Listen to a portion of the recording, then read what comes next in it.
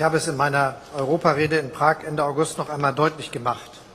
Die 6 Staaten des westlichen Balkans gehören in die Europäische Union.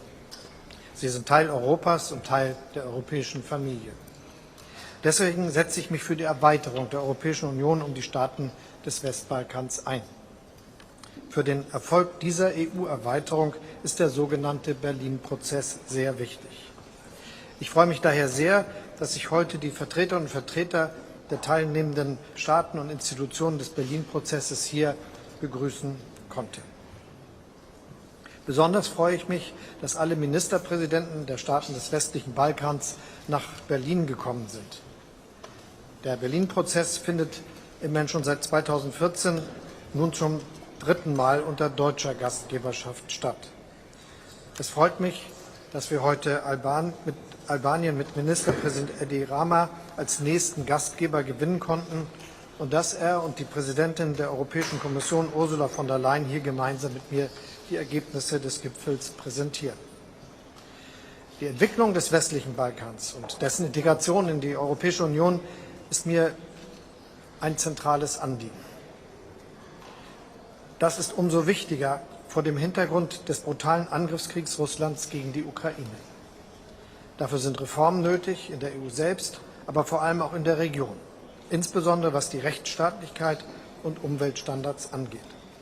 Und dafür ist es notwendig, regionale Kooperationen voranzubringen und zu lange schwelende Konfliktthemen zwischen den 6 Ländern beizulegen. Verbesserte regionale Kooperation der Länder des westlichen Balkans ist ein Schlüssel zur Beschleunigung des EU-Beitrittsprozesses. Der Berlin-Prozess leistet dazu seit 2014 einen ganz wichtigen Beitrag. Er hat seitdem die Verbindung in der Region auf allen Ebenen gefördert, mit neuen Straßen- und Energiekonnektoren, aber er hat auch die Menschen zusammengebracht. Damit hat er die Wirtschaft gestärkt und ganz konkret zur Verbesserung der guten nachbarschaftlichen Beziehungen und zur Versöhnung in der Region beigetragen. Sehr konkret ging es heute um die Schaffung eines gemeinsamen regionalen Marktes, der mit den EU-Regeln kompatibel ist und alle Länder der Region gleichermaßen einbindet. Ich gratuliere den Staaten des westlichen Balkans, dass es ihnen unter Moderation des Regionalen Kooperationsrates und der Bundesregierung gelungen ist, 3 Mobilitätsabkommen zu vereinbaren und heute zu unterzeichnen. Das ist ein großer Erfolg für alle Bürgerinnen und Bürger der Region. Und es zeigt, dass die 6 Westbalkanstaaten es ernst meinen, sich auch bei der regionalen Kooperation auf die EU zuzubewegen. Denn im europäischen Projekt geht es und ging es immer schon darum, gemeinsam voranzuschreiten. Mit den 3 jetzt unterzeichneten neuen Abkommen wird es möglich, dass die Bürgerinnen und Bürger der Region mit Personalausweisen reisen können. Außerdem erkennen die Staaten des westlichen Balkans untereinander akademische und Berufsabschlüsse an. Es sind diese ganz konkreten Schritte, die das Leben der oder des Einzelnen verbessern und die Region enger zusammenführen. Ein weiteres Beispiel möchte ich herausgreifen. Zur Energie haben sich die Teilnehmerinnen und Teilnehmer auf eine wichtige Erklärung geeinigt. Die Westbalkanstaaten verpflichten sich daran zu enger Zusammenarbeit für mehr Energiesicherheit und die Vereinbarung von Klimaschutzmaßnahmen zur Erzielung des 2030er Ziels. Wir, die übrigen Teilnehmer des Berlin-Prozesses, unterstützen die Westbalkanstaaten kurz- und langfristig, um in dieser Energiekrise zu bestehen und sich auf erneuerbare Energien für die Zukunft zu fokussieren. Auch Deutschland trägt hierzu maßgeblich über die Entwicklungsbank KfW bei. Kurzfristig durch die Bereitschaft zu Krediten in Höhe von bis zu 500 Millionen € in der akuten Energiekrise, mittelfristig bis 2030 durch Unterstützung für die Energiewende der Westbalkanländer mit bis zu 1 Milliarde €. Bei allen genannten Themen müssen wir weiter und vor allem immer enger zusammenarbeiten. Dieser Gipfel zeigt mir, dass der Wille zur Zusammenarbeit vorhanden ist. Deutschland wird diesen Prozess weiter stark fördern und ich kann mir gut vorstellen, auch in der Zukunft wieder Gastgeber eines solchen Gipfels zu sein. Und auch die Europäische Union unterstützt diesen Prozess, insbesondere mit der Arbeit der Europäischen Kommission. Dafür gilt ihr unser ganz besonderer Dank. Und damit möchte ich dann auch gleich übergeben und das Wort der Kommissionspräsidentin Ursula von der Leyen übergeben. bevor dann der nächste Gastgeber, Edi Rama, das Wort erhält. Ursula, the floor is yours. Thank you very much. Indeed, we had a very good meeting today, and with Albania in the driving seat for next year, I know that the Berlin process continues to be in very good hands. So our aim is very clear. It's the aim to bring our Western Balkan partners as close as possible, as fast as possible. And here we have two tracks. One track of work is, of course, the accession process. There we have made good progress. The Commission has put enlargement back on the table from the very first day of my mandate. We have been securing agreement on a new enlargement methodology that opened up ways not only to deblock decisions, that was very important, but it also brought back credibility to the whole process. Then we have put on the table a substantive economic and investment plan. It brings 30 billion euros of investment to the region, which is overall approximately 1/3 of the GDP of the whole region.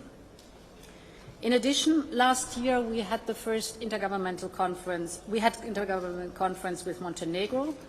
We opened one cluster with Serbia, and this year we were very happy that we finally managed to have the first intergovernmental conference with Albania and North Macedonia, started the screening process, and we made the proposal to Council to give Bosnia and Herzegovina candidate status.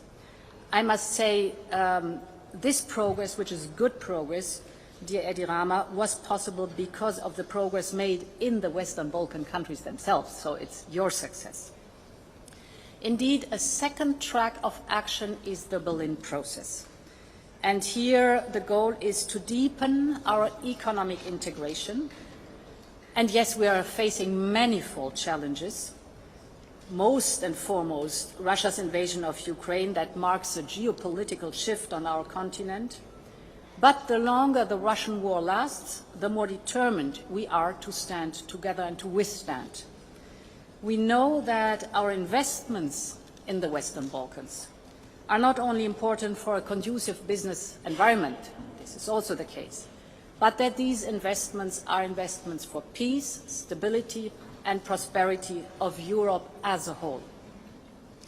Against this backdrop, indeed, we discussed in depth the knock-on effects of the Russian war on energy, and therefore today's declaration on energy security and the green agenda for the Western Balkans mark a very important step. As the Chancellor already said, we are united in the goal of climate neutrality by 2050 and our climate targets by 2030. Now, if we look at the immediate crisis, it's important that we synchronize our steps. We are in an energy community. Therefore, in the short term, this means for all of us diversification of energy sources, the reduction of our dependency on Russian fossil fuels, and to keep energy prices in check with joint action. But we are also aware of the fact that unprecedented crises demand or need unprecedented steps and action, and therefore I am pleased to announce that the Commission will put forward a substantial energy support package.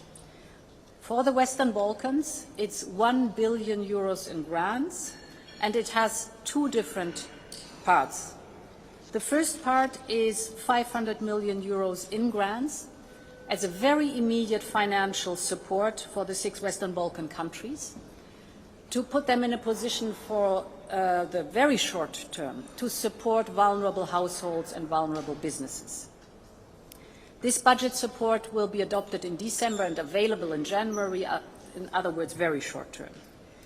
The second part, the other 500 million euros in grants, will be dedicated to investments in energy infrastructure. So these are mainly investments in gas and electricity interconnectors to really have a common grid and interconnection in the region with the European Union. Very important is the emphasis on investments on renewable energy, because this gives us independence, it's clean energy, and it creates good jobs at home, and of course energy efficiency measures. In addition, we will strengthen the security of supply by improving and facilitating the access in each other's energy pipelines and storages. This is for the emergency. In case that somebody is in trouble, there is solidarity from all of us. And the European Union and the Western Balkans will harmonize their crisis and emergency plans and measures in a spirit of solidarity and increased mutual resilience. Finally, we are also inviting our partners from the Western Balkans to join us in our European attempt to have a joint procurement platform, so really to develop the strong market power we have if we stick together. And this brings me to the second point, the regional integration. That's the development of the common regional market. It is for us a very important stepping stone towards the EU single market. And indeed, in this regard, I welcome today's signature of the 3 very important agreements. The freedom of movement is key to both. It's key to the development of the common regional market, of course, but it's also key to the integration of the Western Balkan in the European single market. It's about the people. Be it students, be it professionals, they will bring the region forward. And therefore, the agreement is so important for 18 million people to move freely within the region. Professionals can tap their full potential regardless of where they work. And the professional qualifications, be it of skilled workers, students, researchers, medical doctors, dentists, or architects, they will all be recognized throughout the Western Balkans. Very important is also that the national ID cards will be accepted at every border. So these measures will not only boost intra-regional travel in the Western Balkans, but it will also strengthen personal and cultural bonds between the people of the region. And in the very end, it's always the same good old story that has always been at the heart of the European project. It's enhanced cooperation and harmonization that bring peace and prosperity to all. So we should use every opportunity to get closer with our best Western Balkan friends, and thank you once more for a very good Berlin process. Thank you very much, and I must say that everyone from the region was very pleased to be here today in Berlin, 8 years after the Berlin process was launched in this very same building. And I must also say that Angela Merkel was proven right, because if today we have a united region in a very complicated moment of history for all Europe and for the whole Euro-Atlantic community, the public secret is the Berlin process. When we gathered here for the first time, we hadn't met each other for centuries. And nowadays, this is very, very much what we all like to do. And I would like to really thank wholeheartedly Chancellor Scholz for his engagement, for the great hospitality, for the outstanding German bread, and of course, last but not least, for trusting Albania and myself to host the next Berlin Process Summit in our wonderful country. And I very much hope that what was discussed today and taken carefully in the notes of the Chancellery will see progress in the next summit in Tirana, starting from the energy crisis, where we feel that we are not left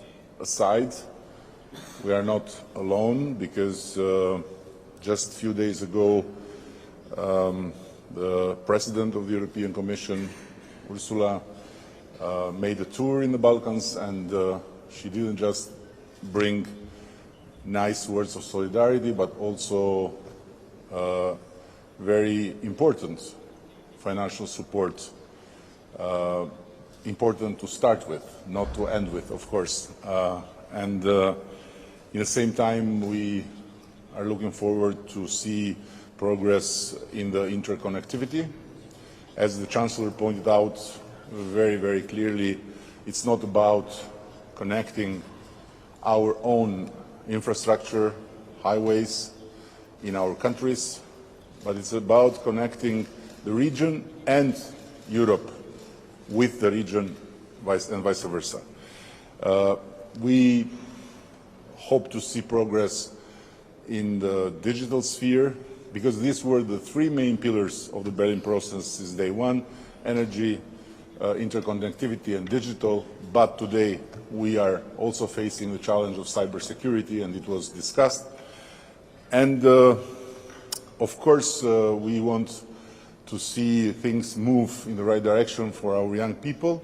We have raised again the issue of how we can faster integrate with the European higher education system, our universities, and also on how we can have more presence from Germany and other EU well-developed countries through their private sector and not just public funding. To end with my, I hope, short introduction, I want to say that it's very important what we signed today. I cannot prevent myself to underline that these agreements were three agreements that we were looking forward since 2 or 3 years. They were blocked. The Chancellor, his team, really worked very hard together with our people to convince everyone to sign. And it's a great, great news that we had today 3 important signatures that we already had in the Open Balkan framework. So it's very important that now everyone is included in this framework of the 3 agreements.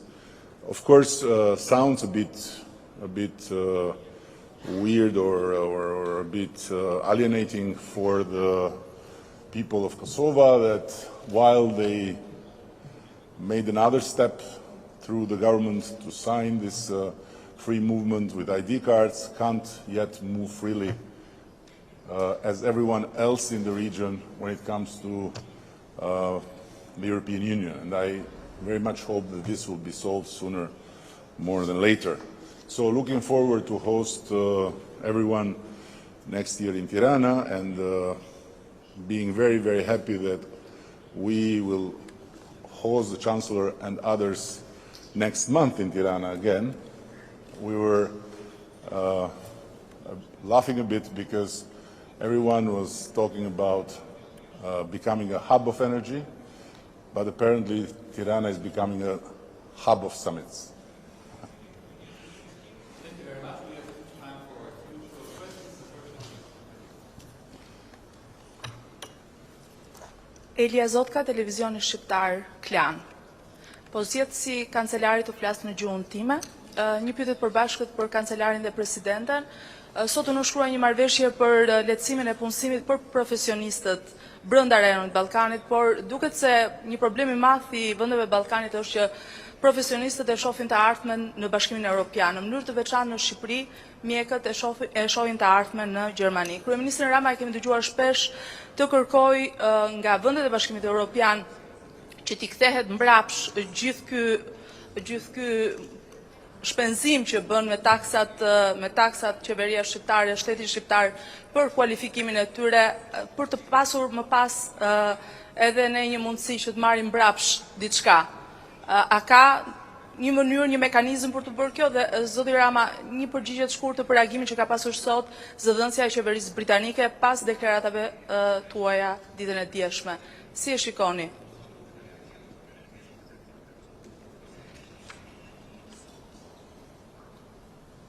Will you start? Shall I?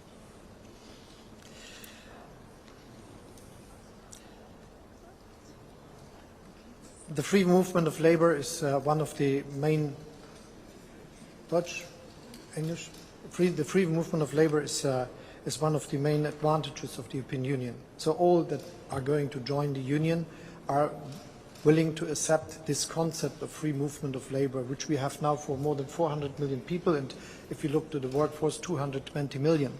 And if you look at it, it works more or less quite well. Not because of the movement to some countries, but if you go to the details, you see that it is very easy for young people and for all the others just to take the decision to do it for some years in another country. And doing this and going back is something that is enlarging the experiences and the advantages of many, many people. And so I'm very sure that free movement of labor is a very good concept for all of us.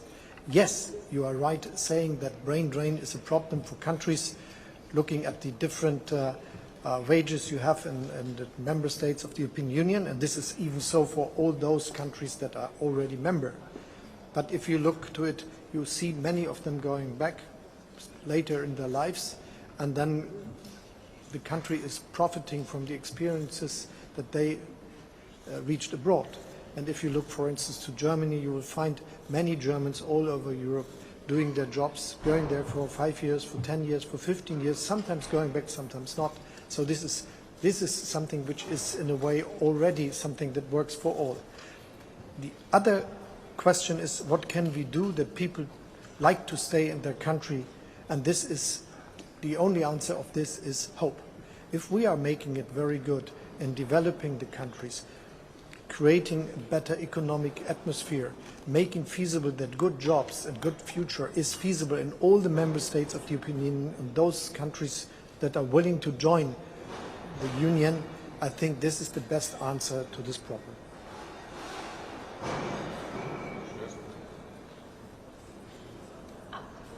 So indeed, if you look over time for free movement of labor, and the Chancellor has already said how beneficial it is for all sides, that you see we have had this process of partial brain drain in any country that was in the accession process. And the closer you come to accession, the less strong this effect is. The solution is in raising the living standards. That's our common goal. But they are also below that one because this takes time. And this is, of course, for families, for example, in the Western Balkans who want to keep their young people close to them, a difficult question if you see the time dimension. There are quite good examples where you have agreements cross-border, for example, for medical doctors, to have an exchange for a few years and then to come back and to deliver on the experience that is gained. And there are many very good examples for that, so this is something we can learn on. And as you, Prime Minister, raised the question of universities and cooperation, and of course in universities are, for example, also medical faculties. This might be a topic that we should develop in depth. Also, for example, Erasmus, so the movement of students within the Western Balkans and the European Union. We have started work on that, but it could be a very interesting point and deliverable for the Western Balkans Summit to come with solutions and to come with proposals on this, for you, so important question. Thank you. I'm not aware what the spokesman of the British government said today, but I think that this country here is a great example that Britain and the British government should look into. Germany had the same problem, similar, some years ago, when with the big wave of the refugee crisis also people from our region and also people from Albania joined.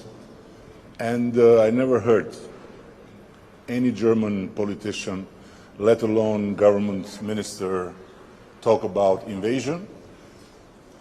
And I never heard any German politician, let alone government minister or interior minister, talk about Albanians being criminals and bringing criminals.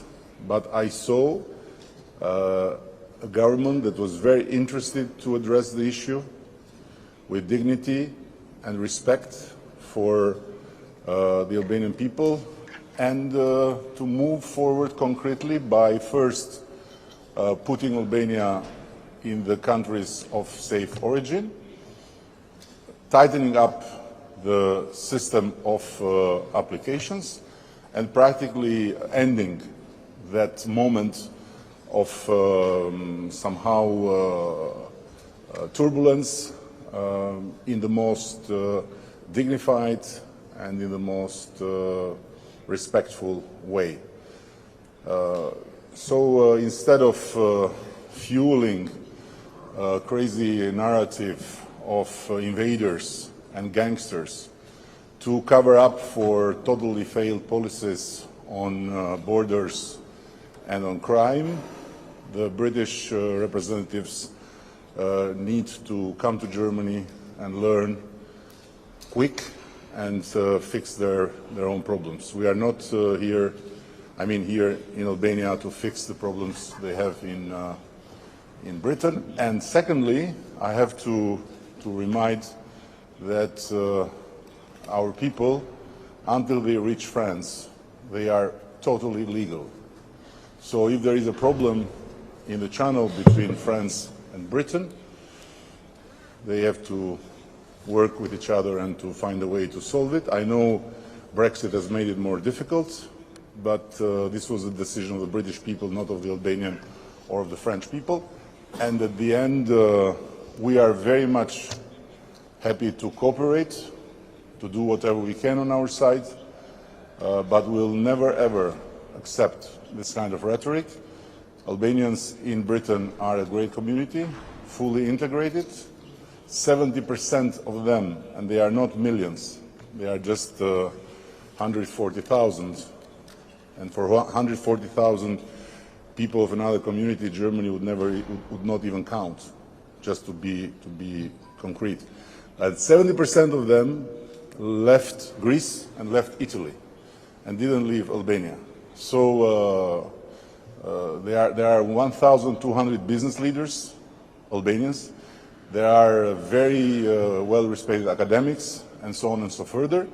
And when it comes to criminals in the British jails, the number is less than 1%. So to single out the community and to talk about gangsters and about criminals doesn't sound really something that is very British.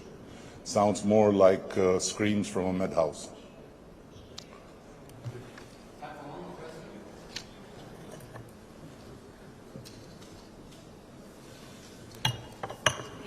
Anila Schuka, Deutsche Welle. Eine Frage an Bundeskanzler Scholz. Sie sagten heute, die Konflikte in der Balkanregion sollten beseitigt werden, auch angesichts der Zeitenwende. Sie haben vor kurzem, Deutschland und Frankreich hat einen Vorschlag vorgelegt für die Lösung der Kosovo-Frage, also des Normalisierungsdialogs zwischen Serbien und Kosovo. Die Frage ist, wie dringlich ist ein Abkommen Ihrer Meinung nach zwischen Kosovo und Serbien und wann rechnen Sie damit? Und wenn wir noch Zeit haben für eine kurze Frage, eigentlich an drei Beteiligten.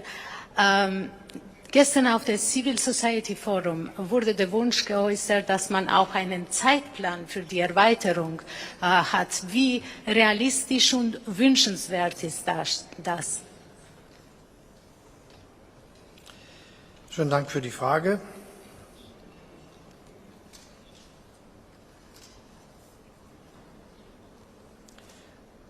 Es ist richtig, dass wir die bilateralen Konflikte, die es zwischen den Staaten des westlichen Balkans gibt, überwinden müssen. Und deshalb ist es gut, wenn Gespräche stattfinden, um das zu schaffen. Wir haben jetzt in diesem Jahr schon große Fortschritte erreicht, etwa was die Debatte zwischen Bulgarien und Nordmazedonien betrifft. Die Präsidentin hat bereits von einem Ergebnis dieses Gesprächsfortschritts berichtet, nämlich den Prozessen, die jetzt stattgefunden haben mit Albanien und auch Nordmazedonien im Hinblick auf den EU-Beitritt. Und selbstverständlich gilt für Serbien und Kosovo, dass auch dort eine Verständigung gelingen muss. Wir, die französische Regierung und die Europäische Kommission bemühen uns sehr, das möglich zu machen. Dazu sind wir auch sehr aktiv im Gespräch mit den beiden und wir hoffen, dass es sehr bald zu einem Prozess kommt, wo sich die beiden Regierungen weiter bewegen und es eine Verständigung gelingt. Das ist etwas, das mit Geduld und gleichzeitig großer Kraft vorankommen muss. Und hoffentlich sehen wir bald Ergebnisse. Was die Erweiterung betrifft, wird, glaube ich, am besten die Kommissionspräsidentin antworten. Ich will nur sagen, so schnell wie möglich soll das gelingen. Die Beschlüsse von Thessaloniki sind jetzt 19 Jahre her. Niemand hat damals gedacht, dass es 20 Jahre dauern würde. Deshalb muss es jetzt schnell sein. Yes, thank you very much. So first of all, from the European Commission side, I want to emphasize that there's full support for the Franco-German proposal. And we integrate that in the dialogue that is so necessary. So we call on both sides to move forward on that, because this is a bridge that is being built to solve a problem that can be solved, but that is in the way of a speedier accession process for the region. What the timetable is concerned, the accession process is completely merits-based. So there is no rigid timetable, and that's good. The better a country performs in its own interest with investment and reforms, the faster the process goes. But we also have, of course, the other way around, that with non-implementation, for example, from reforms or not undergoing reforms, we see a slowing down of the process. The modernized methodology has as a purpose to speed up the process if there is the willingness to really work hard, for example, on the general questions of the rule of law and the principal values of the European Union. So it gives the opportunity, compared to former times, to really speed up the process. And at the moment being, I must say, we feel a wind of change going through Europe because of the geopolitical situation. It is of utmost importance to push forward the accession process of the Western Balkans, and here we share the same attitude. We want our friends to be in the European Union.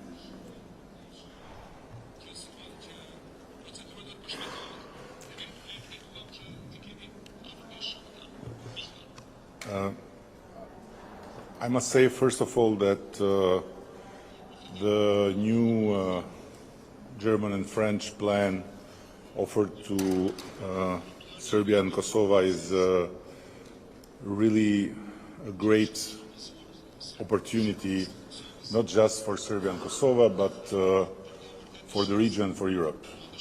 And I very much hope that both sides will take it very seriously, and both sides will understand that it's time to see it also as an important contribution to the whole European architecture of security. On the other hand, when it comes to enlargement, I'm the worst person to be asked, but in general. But in this case, I want to say that independently from how the enlargement will go, we are now in a completely different level of cooperation with the European Union, and this today is one of the examples. There are other regional initiatives that are important.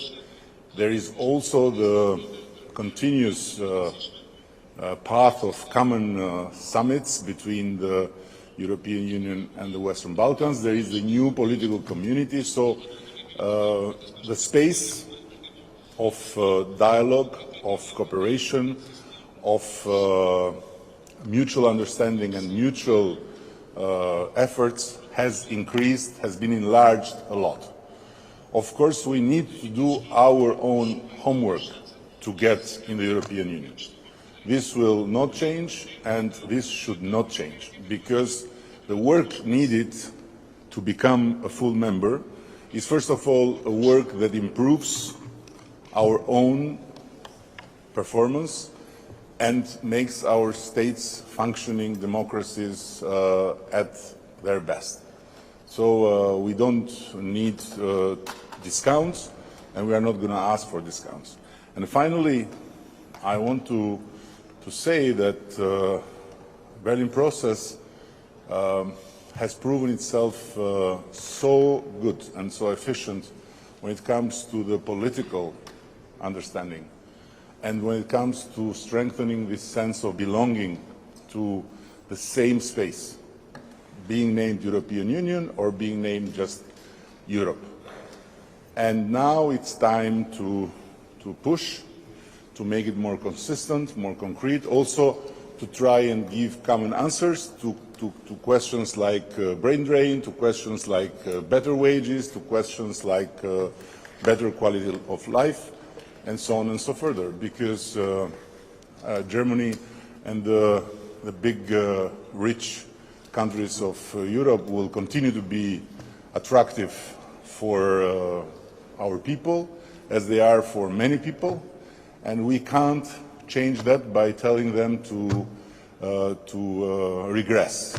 We have to run and to progress as much as we can with their help, and the sensation I have is that there is really a strong will to help. So we can't ask for more. Thank you very much, Chancellor. Thank you, Ursula. And let me finish by saying, when we had the signatures, we were 4 Albanians, 2 Germans, and some others. Now there are 2 Germans, 1 Albanian. So Albanians should really understand that we have never, ever been better than today. Of course, there is better in the future.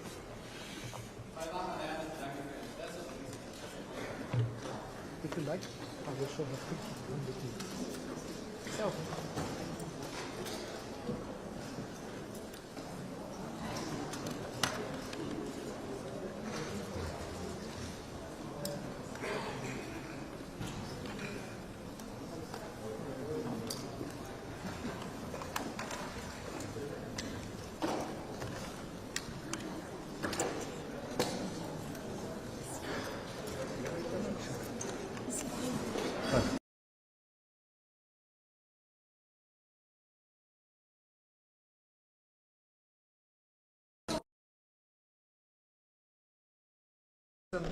Nun zum 3. Mal unter deutscher Gastgeberschaft statt. Es freut mich, dass wir heute Albanien mit Ministerpräsident Edi Rama präsentieren. Die Entwicklung des westlichen